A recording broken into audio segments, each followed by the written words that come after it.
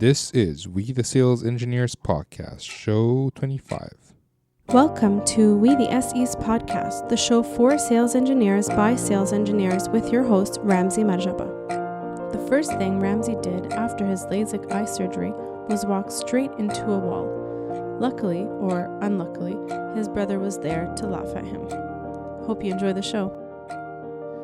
Hello, SE Nation, and welcome to another podcast. Today's podcast is a little bit different. It's just me. I don't have a guest today, so just me and my thoughts. And specifically, I'm going to be talking to the folks who are not SEs, but want to break into an SE role. And if you are already an SE, this might be useful in the sense that we're going to talk about resumes, we're going to talk about interviews. So if you're looking to move jobs, this might work as a refresher. And it's based on my experience and also the folks that I've talked to. I do want to thank you guys. This is episode 25, and I've made it all the way here. In my mind, that's almost half a year. So thank you guys for sticking with me. I appreciate you guys being here, and I appreciate you guys listening. And if you weren't listening, honestly, I probably would have quit a long time ago, so I appreciate it. I've seen some of the reviews on iTunes, at least in the US, not in Canada. But thank you for those who have reviewed the show and actually given a rating. It helps the folks who are not already listeners to find the show if they're interested in this topic. So last Saturday was my webinar where I discussed this topic that I'm going to be discussing today. And I just wanted to make it into a podcast because it seems a lot of people are interested in this topic, and I'm getting a lot of questions about this. So figured let's make a frequently asked questions webinar and see what happens. And I'm re-recording this, so I'm not putting in the webinar because I was referring to things on my screen, and I think it'd be annoying if you guys are listening to me say, "Hey, look at my screen," compare these two. So I'm re-recording this. I hope that this is okay. And I'll do the webinar again. It's not a problem. At a later date. So now let's get into the meat of things. When I did this webinar, or before, the reason I did this webinar is because I get a lot of questions about, hey, I'm trying to break into an SE role. How can I do that? And in my mind, I always think, why do you want to become an SE role? Like, who's good at being an SE? Right? Sales engineering is not easy. Most SEs are overworked, but they're paid enough for the time they put in, which is good. Unlike a lot of other engineering type roles where they're overworked and underpaid, at least you're paid, but you work a lot. In some cases, there's a lot of travel, and you face a lot of rejections. You work your behind off doing all sorts of demos, preparing presentations, working with your account manager, and in the end, for reasons out of your control, you lose a deal. So you have to be a little bit tough-skinned. And you have to be very organized. When I worked as a support engineer, although I had multiple tickets, I used to be able to focus on one at a time. Or in network design, I had multiple projects, but 3 or 4 you juggle. And you focus on one, finish it, move on to the next. As an SE, you're just getting bombarded from all different types of places, from your customers, from your colleagues, from your account managers, your SE managers, your post-sales support. So a lot of people are fighting over your time. So you have to be very organized to do that. So you have to be thick-skinned, and you also, I already mentioned thick-skinned. I'm talking about organization, but you also want to be competitive. So if you've ever played sports, that's a good thing, because basically in your mind, you want to destroy the competition. And keep in mind that in my line of work, I'm actually friends with a couple of people who work for the competition. But when it comes to actually trying to sell something, I want to destroy them. And they want to destroy me, which is fine and fair, right? So you have to have this competitive edge. You want to be a winner. And although you're tough-skinned, you're bummed out when you lose. You don't have anybody telling you how to organize your time. So you have to be self-motivated to actually do things, because sometimes customers are not emailing you.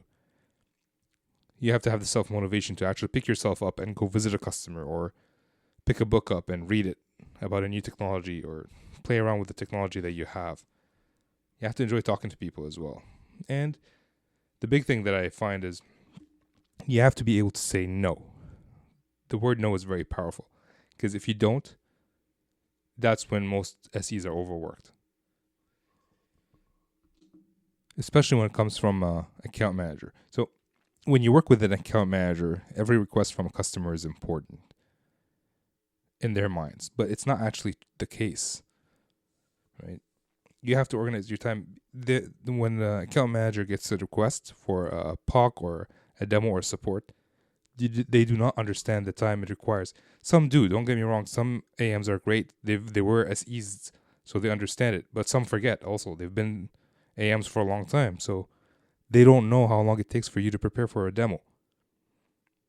So if you're preparing for 15 demos, one's you're working on an opportunity that's $1 million and another one that's $5,000, you're going to have to organize your time. You're going to have to prioritize which one is more important.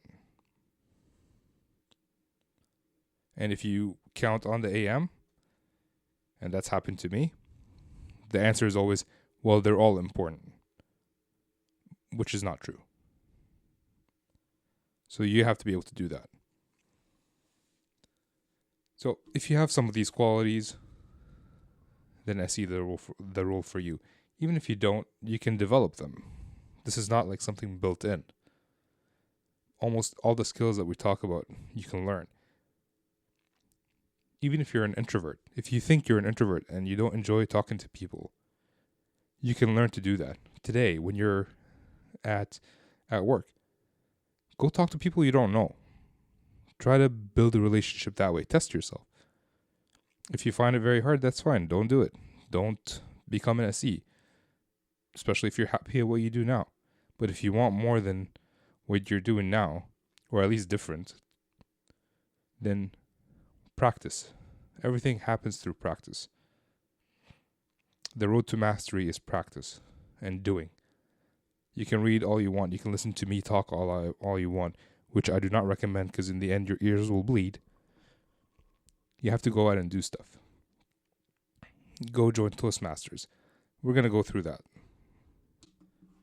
So before you start applying to SE roles, you need to have some prerequisites. So you need to have hands-on experience with the solution that your target company provides. So if you want to work for Salesforce, you have to maybe use Salesforce before. And case in point, my guest in episode 18, Brian. So if you want to listen to the podcast, it's WeTheSalesEngineers.com/show18. He is an SE today, but he was never an engineer before. He worked for a company which used Salesforce as their customer relationship management tool, otherwise known as CRM. And he just enjoyed using Salesforce, and he did a lot of the certifications, worked through it, and in the end he applied to Salesforce, and they took him because he knows how to use the product and he has certifications. 2 in 1. But let's say you don't have experience with the specific product that you're going to be selling. You could have experience with a competitor's product. Mohammed Barkad, Show 6, worked for Alcatel-Lucent, and he knew a lot about a lot of their products. And in the end, he ended up working for their direct competitor as a sales engineer. He wasn't a sales engineer at Alcatel-Lucent, but he was able to find a job there.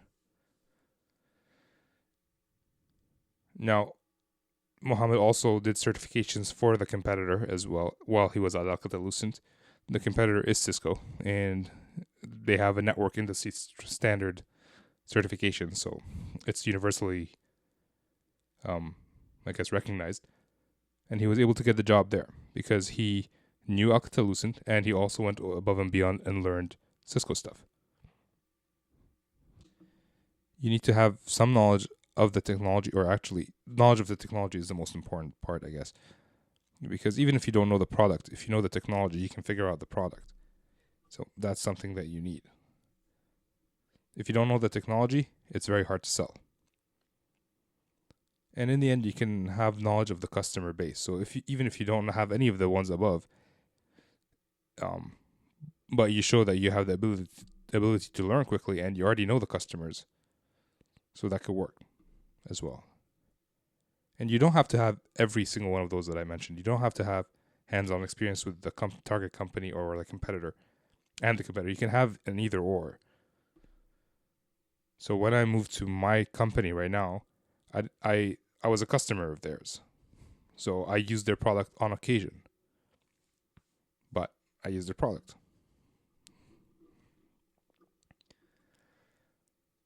And some of the skills that you need above the ones that I mentioned about earlier, like thick skin and all that, I don't think that's skills, that's just qualities. Some of the skills that you need is listening. You need to be able to listen and observe.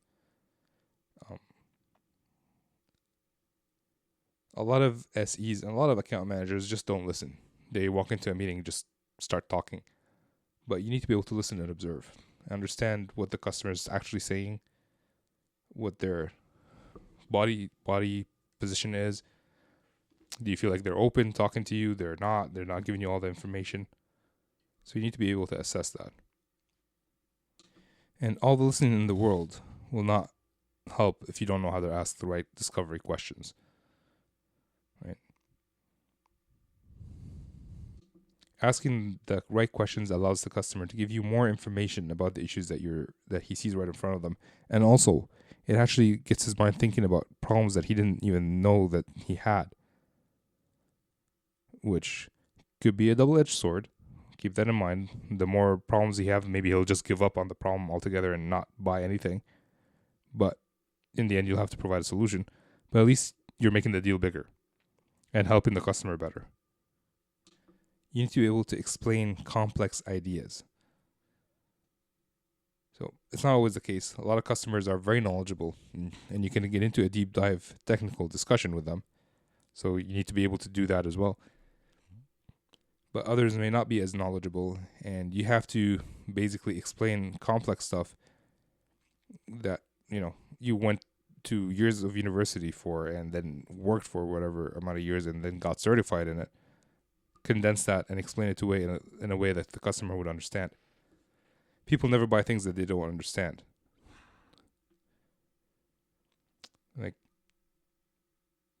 And even internally, if you want to explain, like your account manager wants to sell the product, he needs to be able to understand what he's selling.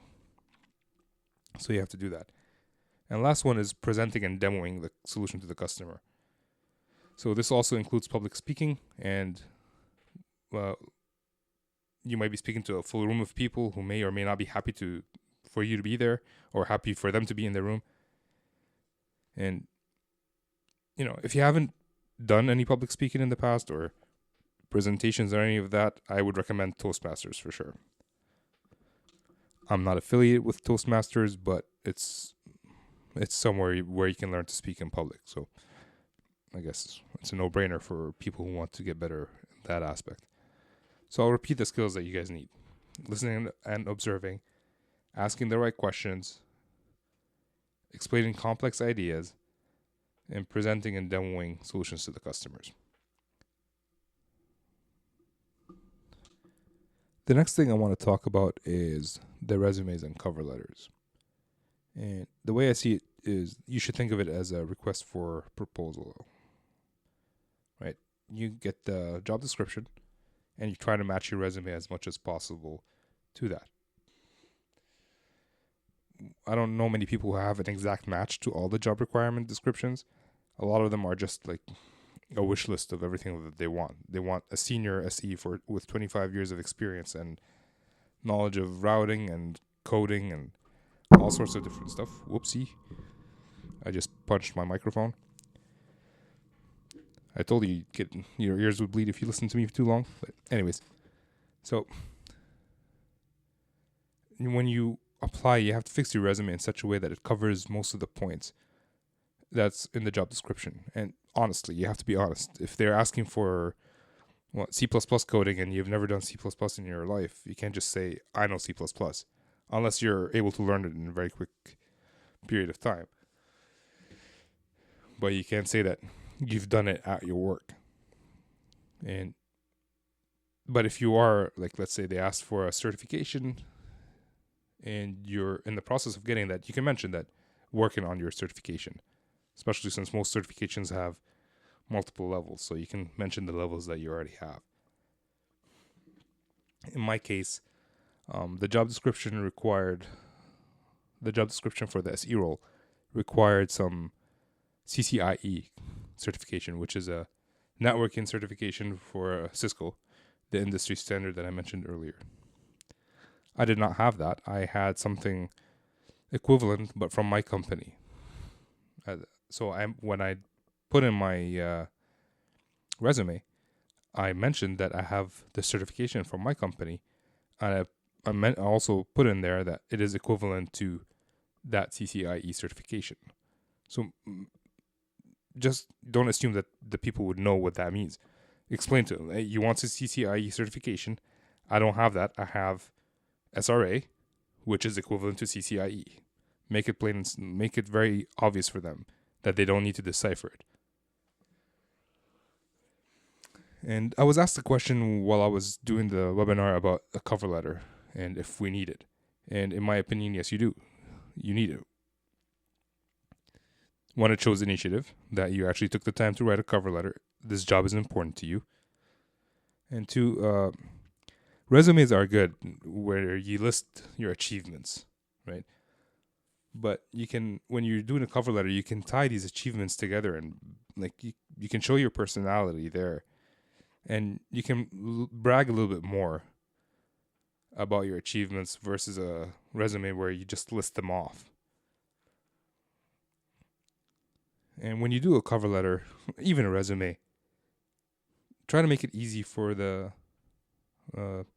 recruiter or the hiring manager to read whatever you want them to read. So if there's something important in there, make it bold, highlight it, whatever it is. I make it bold in my resume.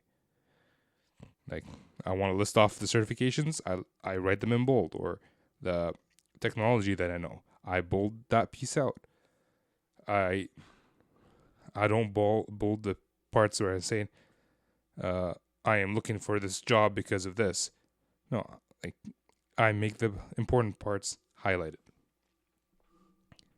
Basically, when they're reading a cover letter, they need to be able to scan it as quickly as possible and get an idea of who you are from that. If you want to know more about that, I actually did an entire interview with Tim Mills about the resume and about LinkedIn. So WeTheSalesEngineers.com/show12 and show 13. And if you go to show 12, you can also download a cover letter that Tim Mills provided for a sales professional. But if you're looking for an SE job, you can adapt it to yourself. You have to list off your achievements, right? Not just what you do. Anybody can list off the job description that of your current job. No, you have to list off your achievements. So if you worked on $10 million worth of projects, list off, I worked on $10 million worth of projects. If you want to list off the projects, you can do that as well. My advice is to keep the resume to 2 pages and the cover letter to 1 page. That's what I do. I know in the government, at least in Canada, it's different. You can have like a 16-page resume. That's not actually true, but you can have a big resume. But for private companies, I've seen that the short resumes are more important. And if there's something that you did 10 years ago that's no longer relevant to the job you're applying to, there's no need to include it there. So I did programming when I was at Nortel back in 2007, 2008. When I applied to this job, to my current job, there was no need for programming. I included that I worked at Nortel, but I removed the programming part. And that worked for me. Now, how long would it take you to get an SE job? Well, that's very dependent on you and where you are in your career. some people are lucky and find an SE job straight out of university. Those are usually associate sales engineers or junior sales engineer positions. And some of us are unlucky in the sense where we have to do other things to get to becoming an SE. Unfortunately, there are no courses in university about the SE job and what you need to do to be an SE, but you can learn that in your jobs that you are in today. So, if you're currently working with customers, then you are in a good place to find an SE job. I think the number one requirement that I've seen, other than being technical, is that you are able to work with customers. If you are not working with customers, however, try to find a job that you end up working with customer where you interact with customer, so you can actually put it on the resume. And a good place for that is usually professional services or resident engineers, where you actually have to travel, go on site, live with the customer for a few days up to like a year or 2 years, where you can work with them on a daily basis. And that will give you a lot of experience of working with customers. And you can add that to your resume, and actually the company that you're working for might actually want you as an SE if you show good initiative. So the best places to apply for an SE job would be in the current company you're working in, if there is such a role. Some companies don't have SE roles, but if you work in a company that has an SE role, you already have half the battle won, because you know the product. So if all you need is customer experience, they can help you with that. And you can do that by connecting with other SEs within your company. And actually, if you know SEs within your company, that makes your job a lot easier to actually get an SE job whenever there's an opening. Just because they know you, they've interacted with you, they know how you are with the customers, so they can put in a good word for you, they can refer you. Best way to get a job is referrals, always. And if you can't find a SE job within the company, you can always move to a competitor company. Right? Like Mohammed that I mentioned earlier in show 6. He was at Alcatel-Lucent, moved to Cisco. Right? So, and they want you because you already know the competitor's product. So you know the technology. If you know the competitor's product, you must know the technology. And you're able to set traps when you're doing your demos or presentations, whatever. You can set traps for if you're competing with your old company for the same opportunity. And when I say with traps, I mean you can point out the strengths of your current product versus the old company's product, because you already know them. Another option would also be to try to get a job with a company that's selling to your company, that you're a customer of, and that's what I did. I found a company that we're customers of. They wanted to strengthen their presence in the company that I'm working for, so I applied, and mainly I got the job because I know the customers. And even if you don't have any of these, if you know someone who's an SE somewhere, you can always apply to that position. You can ask them for a referral, and they can help you with the interview process to win it, and they can also mentor you when you're in. And my recommendation is apply to any SE job that you find, really. Even if you don't want the job, think of it as practice. We don't practice as much doing interviews. How often do we do interviews? Like, some people do it every year, and some people stay within a company for like 20, 30, retire within one company. So they've interviewed once. For average folks, it's usually 4, 5, 10 years. So every 4 years or 5 years, you do an interview. Which means by the time you do the next interview, you're already rusty because you haven't done any interviews since then. So apply to any job that you see and practice interviewing. And how do you get interviews? So, other than applying to every job that you see, you can connect with people on LinkedIn and get active on forums as much as possible.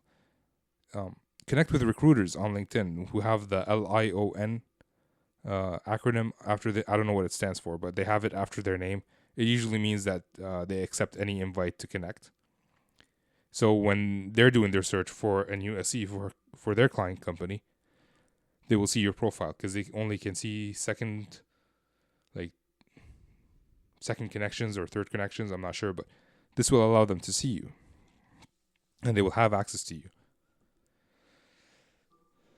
So, and also fix up your LinkedIn profile. Check out show 13 for more details on that. Tim Mills gets into details on how to do that. And last point, which I already mentioned, first, apply to all companies with an SE role that are advertising an SE role.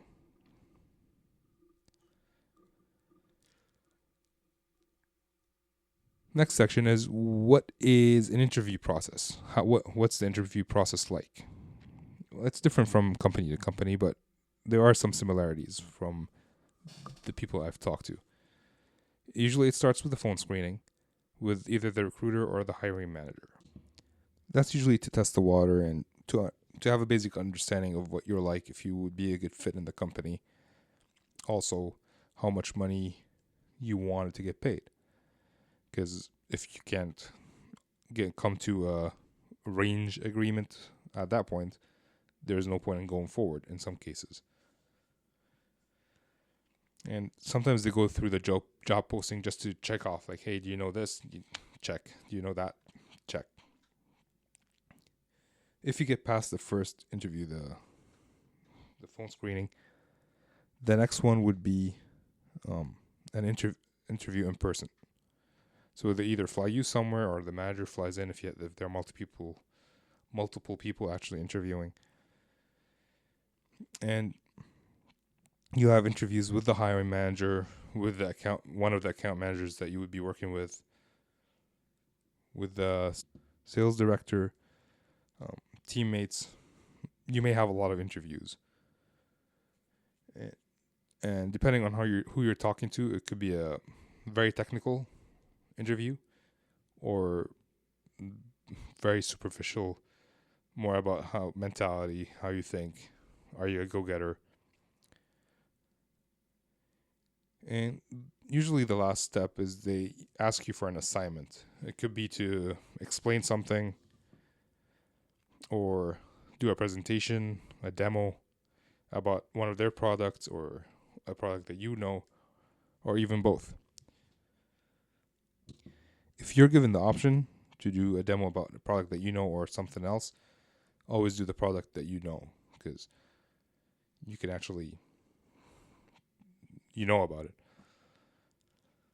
And when you're doing the demo, focus on what this means for them. So assume they're a customer of yours. And when you're demoing for a customer, you have to understand what their business case is, what the problem that they're trying to solve is, and write out those assumptions. Let your hiring manager know, or whoever your audience is during that interview, let them know what your assumptions are. I'm assuming this customer has problem X and problem Y, and I'm going to show them how to solve it. And rehearse and rehearse and rehearse. And while you're rehearsing, keep in mind that they might throw a wrench at you. And throwing the wrench at you is not to like screw you over. It's to see how you would react under extreme situations, where you have something prepared, and then they try to mess you up, and how you deal with that.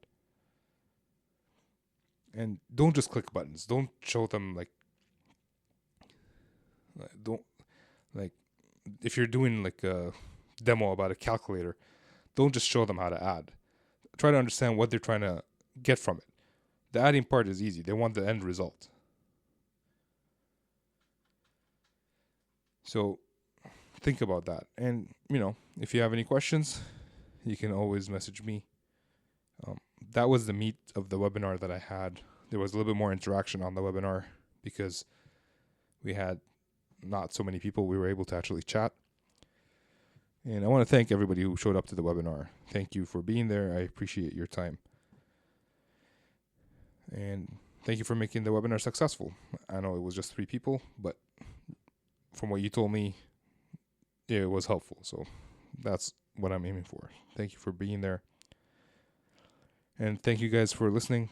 If you like the show, share it. If you think it'll be useful to any of your friends, colleagues, or whatever, share it. Send them an email with the link. Or share it on LinkedIn, share it on Twitter, wherever you guys do sharing stuff. I appreciate you guys being here. If you want more information, I'm back to sending out blog posts. I submitted my first blog post of October last Thursday, so you can have a read about that too. And let me know if you need anything else. With that, this is Ramsey signing off.